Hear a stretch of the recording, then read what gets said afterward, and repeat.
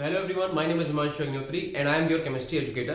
तो आज हम लोग बिल्कुल बेसिक से स्टार्ट करते हैं। ठीक है, केमिस्ट्री क्या है, केमिस्ट्री की कितनी ब्रांचेस है, वहां से हम लोग एक एक करके क्या करेंगे, थोड़ा थोड़ा सा समझेंगे केमिस्ट्री की कितनी ब्रांचेस है, उन ब्रांचेस के अंदर हम लोग क्या क्या चीजें पढ़ते हैं। तो बेसिकली है क्या, केमिस्ट्री की जो बेसिकली तीन ब्रांचेस हैं, inorganic chemistry, in organic chemistry, आपने सुन रखा होगा, ऑर्गेनिक केमिस्ट्री और फिजिकल केमिस्ट्री। तो सबसे पहले देखते हैं कि इनऑर्गेनिक केमिस्ट्री के अंदर आप क्या पढ़ते हो। ठीक है, तो इनऑर्गेनिक केमिस्ट्री की अगर हम लोग बात करें, पीरियोडिक टेबल में अभी तक के जितने भी हमारे पास नोन एलिमेंट जो हैं, जो हम लोग डिस्कवर कर चुके हैं, यानी कि हमारे पास जो प्रेजेंट 118 एलिमेंट है, अगर आप इन 118 एलिमेंट की फिजिकल प्रॉपर्टी और केमिकल प्रॉपर्टी की स्टडी करते हो तो ऐसा बोला जाएगा कि आप इनऑर्गेनिक केमिस्ट्री पढ़ रहे हो। यानी कि इनऑर्गेनिक केमिस्ट्री जो है वो इन्हीं 118 एलिमेंट के इर्द गिर्द घूमती रहती है। ठीक है, अगर आप इन 118 एलिमेंट की केमिकल फिजिकल प्रॉपर्टी को स्टडी करते हो।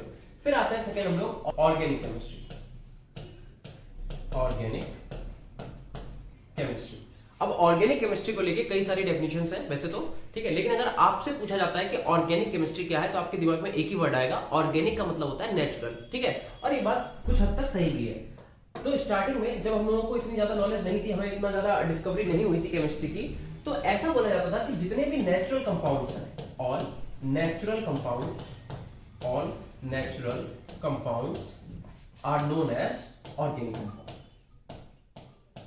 Organic compound. मतलब आज से अगर कुछ समय पहले आपसे कोई पूछता कि भाई बता दो ऑर्गेनिक कंपाउंड क्या होते हैं, तो आप क्या बताते हैं कि जितने भी नेचर से हमें कंपाउंड मिलते हैं, जितने भी हमारे नेचुरल कंपाउंड्स हैं, सबको हम लोग क्या बोलेंगे, ऑर्गेनिक कंपाउंड बोलेंगे। लेकिन ये डेफिनेशन बेटा गलत हो गई। क्यों? क्योंकि यूरिया जो है वो ऐसा पहला कंपाउंड है जिसे लैब में बनाया गया और वो ऑर्गेनिक भी है। यानी कि यूरिया का फॉर्मूला होता है NH2CO NH2। ठीक है, यूरिया आपका पहला ऐसा ऑर्गेनिक कंपाउंड है। ये आपका कैसा कंपाउंड है? ऑर्गेनिक है। ठीक है, और ऑर्गेनिक होने के बाद भी इसे हम लोगों ने कैसा बना लिया? लैब में बना लिया। अगर कोई चीज लैब में बनाई जाती है तो कैसे हो जाती है? मैन मेड या फिर आर्टिफिशियल। तो ये तो हो गया भाई मैन मेड। इसका मतलब जो आपने डेफिनेशन बताई वो गलत होगी कि जितने भी नेचुरल कंपाउंड्स है वही सब हमारे क्या है? ऑर्गेनिक कंपाउंड है।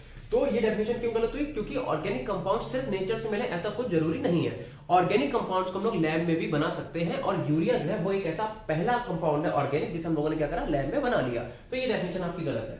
अगर आपसे कोई पूछता है कि भाई अगर ये डेफिनेशन गलत है, सही डेफिनेशन क्या है, तो आप बोलोगे, आपके दिमाग में ऑर्गेनिक से कहीं ना कहीं रिलेटेड आता है दिमाग में कार्बन, कि जितने भी कार्बन कंटेनिंग कंपाउंड्स हैं उन्हें हम लोग क्या बोलेंगे कि वो भैया सबके सब क्या है? ऑर्गेनिक कंपाउंड है। तो आप लिखोगे कि अगर करेक्ट डेफिनेशन पूछा, आप लिखोगे all carbon containing compounds.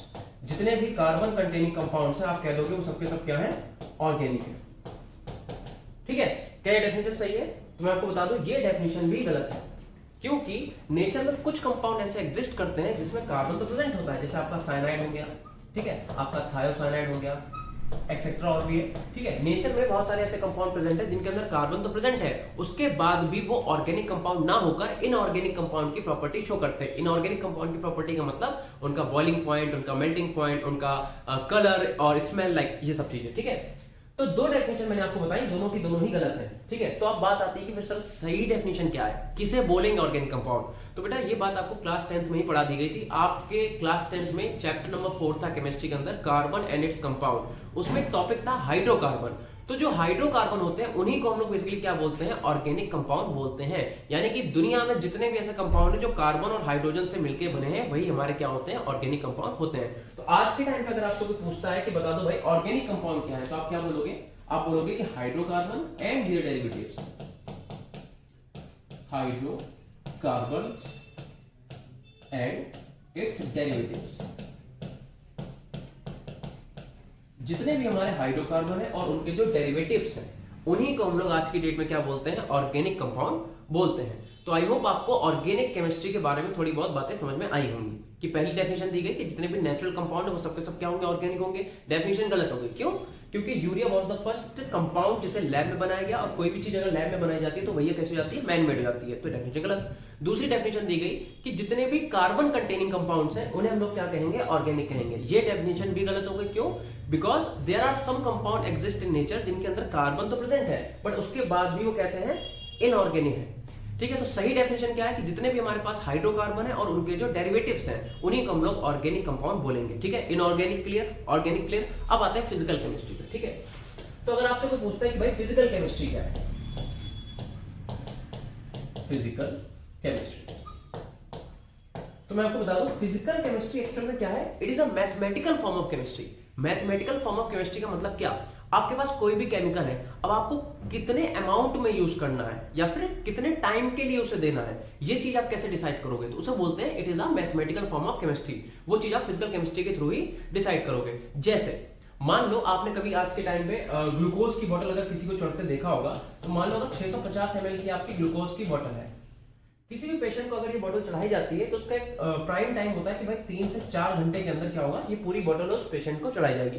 But सोच के देखो अगर क्या हो, आप इस पूरे 650 ml के ग्लूकोज को एक इंजेक्शन में इंजेक्ट करो और पेशेंट को 2 सेकंड में लगा दो, 2 सेकंड के अंदर, तो आप सोच के देखो उस पेशेंट के साथ क्या होगा। ठीक है, रिजल्ट ये होगा कि हो सकता है उस पेशेंट की ऑन द स्पॉट डेथ भी हो जाए या फिर उसकी जो नसें हैं, पल्सेस हैं, वो फट जाए। ठीक है, तो किस अमाउंट को कितनी देर में देना है, किस केमिकल को कितना यूज करना है, ये सब चीजें में कौन बताता है, फिजिकल केमिस्ट्री बताता है। जैसे फॉर एग्जांपल, जैसे मान लो एक कंपाउंड में आपके सामने लिख रहा हूं PT NH3 का होल ट्वाइस और Cl2। ठीक है, इट इज लाइक ये कोऑर्डिनेशन कंपाउंड है। मैंने क्या किया, प्लेटिनम और यहाँ पे लगा दिया अमोनिया और एक लगा दिया अमोनिया यहाँ पे। ठीक है, एक क्लोरीन इधर, एक क्लोरीन इधर। एक बार मैंने इसे ऐसे लिखा और हम क्या कर रहे हैं, इस बार सेम कंपाउंड को कुछ अलग तरीके से नोट कर रहे हैं। ठीक है, NH3 इधर, एक बार NH3 इधर, क्लोरीन इधर, क्लोरीन इधर। अब जरा देख के बताओ क्या उन दोनों कंपाउंड में कोई डिफरेंस है, तो आप बोलोगे कि सर इसमें भी एक प्लेटिनम है, इसमें भी एक प्लेटिनम है, प्लेटिनम एक। आप बोलोगे इसमें अमोनिया 2 है, यहाँ भी अमोनिया 2 है, सेम। ठीक है, और यहाँ पे क्लोरीन क्या है, 2 है, यहाँ भी क्लोरीन कितने हैं, 2 है।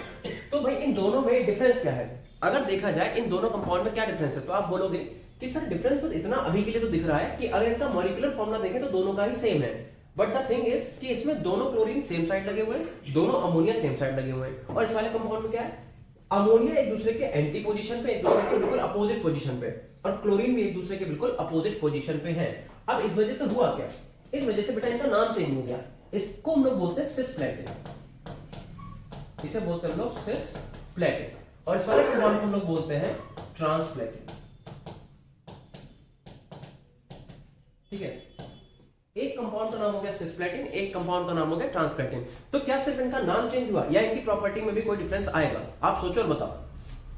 तो मैं आपको बता दूं, अगर आपके दिमाग में ये चल रहा है कि भाई इनका बस खाली नाम चेंज हुआ है क्योंकि हमने मॉलिक्यूल तो सेम ही है, बस उसे लिखा ही तो अलग अलग तरीके से है, तो ऐसा बिल्कुल नहीं होगा, इनकी प्रॉपर्टीज भी बदल जाएंगी। मैं आपको बता दूं, सिस्प्लेटिन आज के टाइम में कैंसर की दवाई है बेटा। कैंसर नामक आपने बीमारी सुनी होगी, उसका जो ट्रीटमेंट है, ठीक है, कैंसर का ट्रीटमेंट हमारा क्या है, सिस्प्लेटिन। कैंसर की बीमारी में कीमोथेरेपी की जाती है, उस कीमोथेरेपी में सिस्प्लेटिन मतलब जो है उसी को यूज किया जाता है। ठीक है, और ये जो है बेटा ट्रांसप्लेटिन, ये आपको बता दें कैंसर का कॉज है। ठीक है, तो बेसिकली हुआ क्या कि आपने सिर्फ मॉलिक्यूलर फॉर्मूला सेम था, आपने क्या करा, अमोनिया को एक साइड लगाया, इसमें क्या करा, अमोनिया को एक दूसरे के एंटी पोजीशन पर लगाया, और आप सोच के देखो इससे कंपाउंड में कितना बड़ा चेंजेस आ गया, उसकी प्रॉपर्टी बिल्कुल डिफरेंट हो गई। एक कैंसर को ठीक कर रहा है और एक से कैंसर हो रहा है। दैट मीन जब तक आपके पास केमिकल है और आपको उनकी मैथमेटिकल फॉर्म नहीं पता है, उनके मैथमेटिकल टूल्स नहीं पता, उनकी मैथमेटिकल आपको नॉलेज नहीं है, किसे कितना अमाउंट में यूज करना, कौन सा वाला यूज करना है। सोचो किसी को कैंसर है तो आप कौन सा दोगे, सिस्प्लेटिन दोगे कि ट्रांसप्लेटिन दोगे। तो इसका मतलब फिजिकल केमिस्ट्री के अंदर बस आपको यही चीजें पढ़ाई जाती हैं। फिजिकल केमिस्ट्री एक मैथमेटिकल फॉर्म है केमिस्ट्री का। ठीक है, तो आई होप आपको समझ में आ गया होगा। Thank you.